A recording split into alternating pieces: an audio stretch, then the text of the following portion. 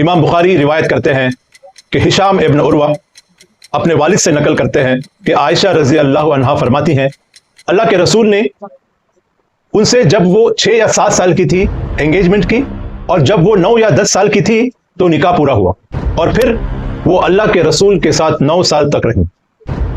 یہی حدیث صحیح مسلم میں بھی ملتی ہے، بک آف نکاح، حدیث نمبر 1422۔ اس کے علاوہ بہت سے دوسری آتھینٹک حدیث بھی انہی عمروں کو کنفرم کرتی ہیں۔ کچھ مسلمان اس بارے میں ڈیفینسو اپروچ اختیار کرتے ہیں اور کہتے ہیں کہ عائشہ رضی اللہ عنہا کی شادی تب ہوئی جب وہ ٹین ایجر تھی۔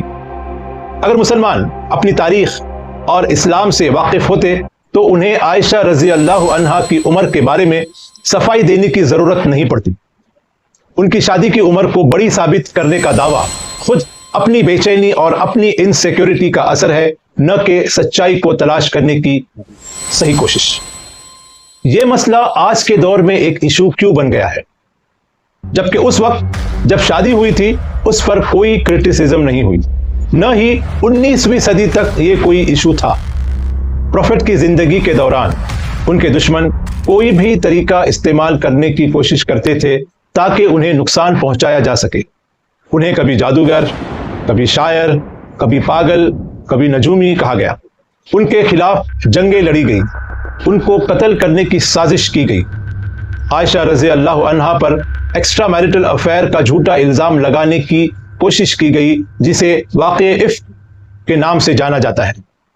زینب رضی اللہ عنہ سے نکاح کا واقعہ بھی ایک مسئلہ بنانے کی کوشش کی گئی، کیونکہ ان دنوں میں ایڈاپٹڈ بیٹا اصل بیٹے کی طرح سمجھا جاتا تھا اور اس کو وراثت بھی دی جاتی تھی۔